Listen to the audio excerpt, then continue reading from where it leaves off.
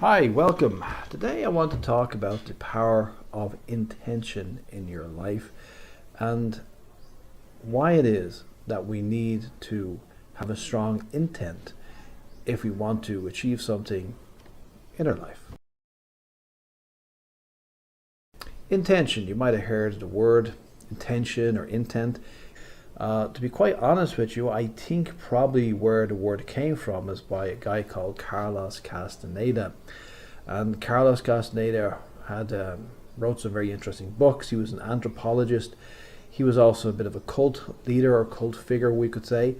He was into shamanism, and he went around Mexico and met with a guy called Don Juan. And he showed him the Yaqui way of knowledge and various books, A Separate Reality and various other books he wrote on shamanism.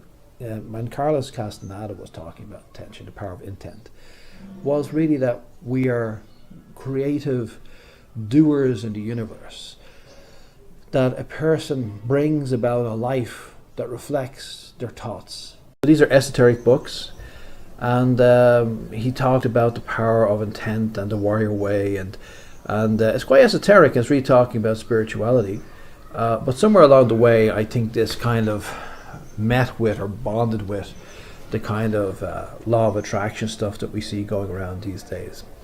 So what exactly is it, and what do you do with it?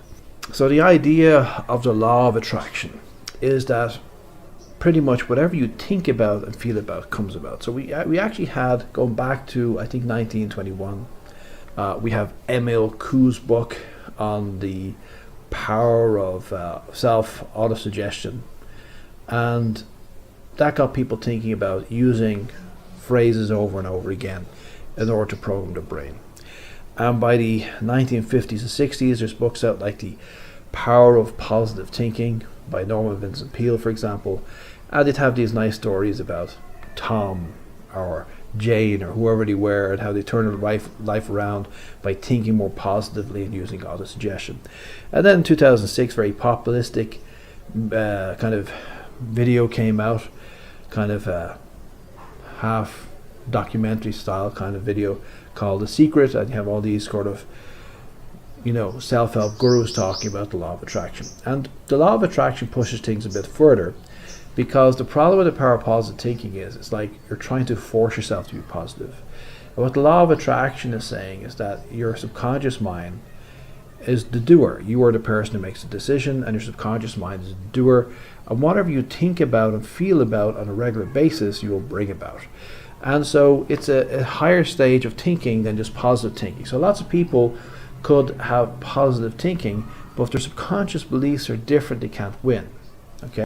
If you look at the field of hypnotism, for example, hypnotists know for many decades now that if it's a question of willpower, everyday willpower, versus imagination will always win out. So for example, you want to speak in public and you're 100% convinced of the logical reasons for speaking in public, but then you go to speak in public and your knees start knocking and all this stuff. You go to speak in public and your knees start knocking.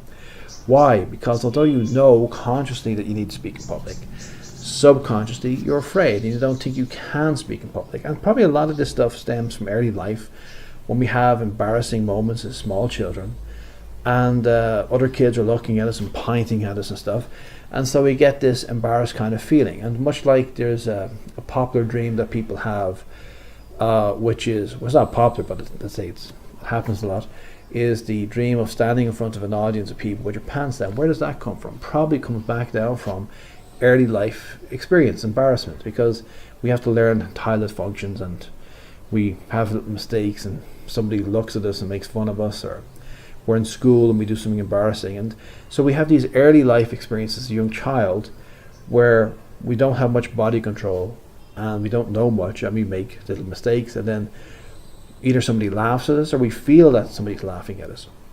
And so we got this programming early in life: don't make a fool of yourself in front of others. And this is why most people struggle with things like speaking in public, calling strangers up, trying to sell something, trying to ask somebody out on a date.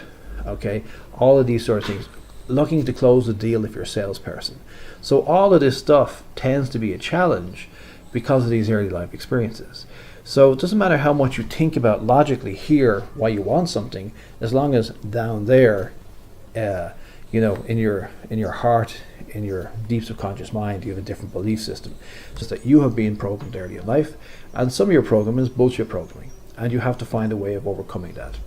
And the great thing with the law of attraction is realizing that you can't just beat yourself over the head with suggestions or with self-help books or positive thinking. You've got to somehow change how you think and feel about things. And a big thing with the subconscious mind is a very visual mind. So visualization, and I know some of you probably aren't good at visualization, but even the thinking about, for some people visualization is thinking about, but visualizing, whether that's actually seeing images in your head or actually thinking about things differently, you can reprogram yourself. And feelings, you have to use your feelings, and even make up a fantasy where you're succeeding at something and you feel the sense of success, and you have to do it in the now. So the idea of the law of, say, autosuggestion, the idea of autosuggestion is it's now. So for example, I am accumulating wealth now. I'm not going to accumulate wealth in the future. The big problem we have with things like I just want to be happy is in the future tense. I want to be. No, I am happy. Right here, right now, I'm happy. Not I want to be in the future. I am happy right here, right now. That's a much better way of thinking. So this is autosuggestion. So autosuggestion is a tool, but also we can visualize, and we have to think in terms of changing the feelings we have. So we have to, think about what we want to achieve.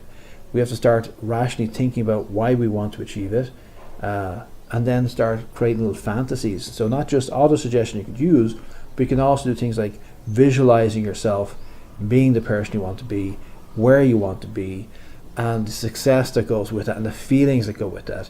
And your subconscious mind picks up on these images you send it and those feelings. So if you're continually sending images of desperation and thoughts of fear and angst, it's going to arrange that around you.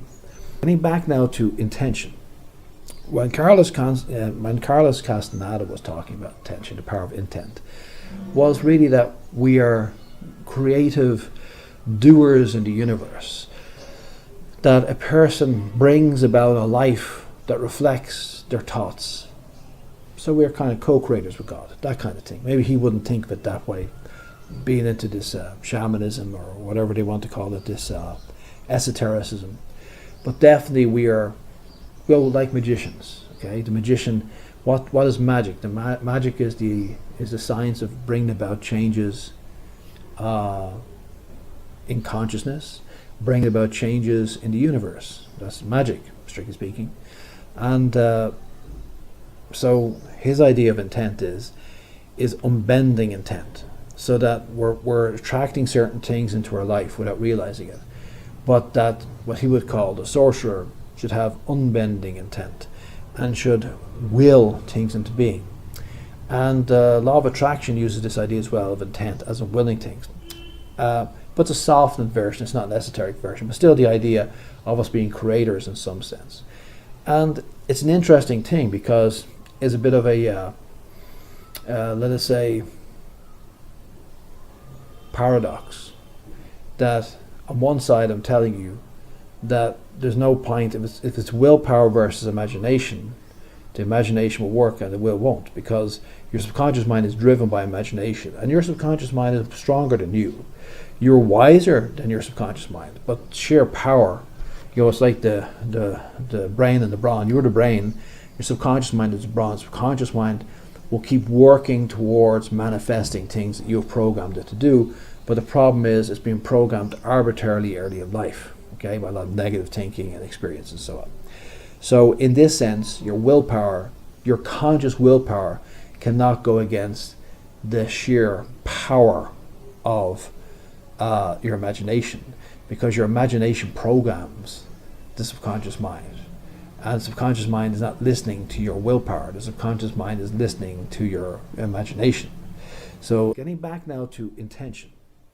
When Carlos Castaneda was talking about intention, the power of intent, was really that we are creative doers in the universe, that a person brings about a life that reflects their thoughts. So we're kind of co-creators with God, that kind of thing. Maybe he wouldn't think of it that way, being into this shamanism or whatever they want to call it, this esotericism. But definitely we are, well, like magicians. Okay, the magician. What is magic? The magic is the science of bringing about changes in consciousness, bringing about changes in the universe. That's magic, strictly speaking. And so his idea of intent is unbending intent, so that we're attracting certain things into our life without realizing it. But that what he would call the sorcerer should have unbending intent and should will things into being. And the studies of medicine are so hard. So pretty much anybody who's become a doctor, maybe somebody here might be a doctor, who knows, to get through medical training is kind of like a vocation rather than like a job. You have to have unbending intent. And most people don't really have that, and not initially at least. So things like, I'm going to go for really hard to get into a career like medicine, and if I don't get it first go, I'm going to walk away. Well, that would tell me at this stage this person isn't taking that decision seriously. Now, of course, there's different careers, like you could want to become a fighter pilot and you get bunged off the course and you can't get in no matter how hard you try. That's outside your power. But let's say fighter pilots, for example, the training to be a fighter pilot, a person might be failing and are giving opportunities to retrieve themselves or reprieve themselves. Before they get bunged off the course, they're taking on another sortie, maybe one or two sorties.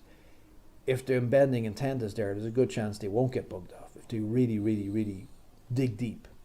So that's the sort of thing we're talking about, this unbending intent. The business person looks like their business is going to fail, and they say, it's not going to fail.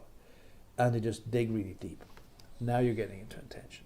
Intention is making that decision that this is it. I'm not stopping.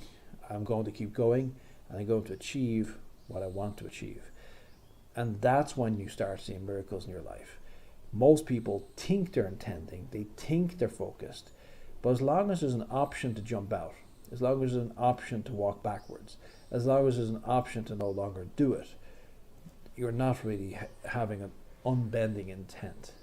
You're lacking intention. And that's not necessarily a bad thing. You don't need to have unbending intent in every aspect of your life. But if you're devoting a lot of time and effort to something, shouldn't you have unbending intent? If you want a six-pack, shouldn't you keep at it till you achieve it? If you want $1 million in the bank, shouldn't you keep at it till you achieve it? If you want to change your life and make it a very dynamic and amazing life, shouldn't you keep at it till you achieve it? Now we're getting into intention.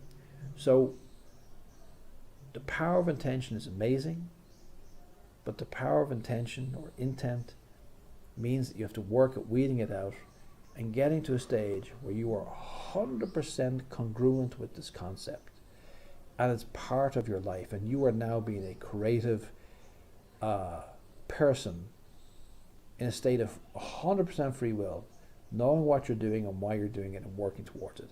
And now you're getting into intention. And once you have intention, you're very clear about what you want to achieve, and you have intention, then you can achieve whatever you want to achieve. And nobody will get in your way, because 99.99% of the time, 99.999% of the people do not have an unbending intent. And they will simply give away to you because they feel your seriousness. It's not just a talk. They know that you are real, and they will literally give you what you want because you are more serious than they are. And that is the power of intent, or unbending intent, or intention. Hope you liked this video. Please like and subscribe. I'll talk to you next time.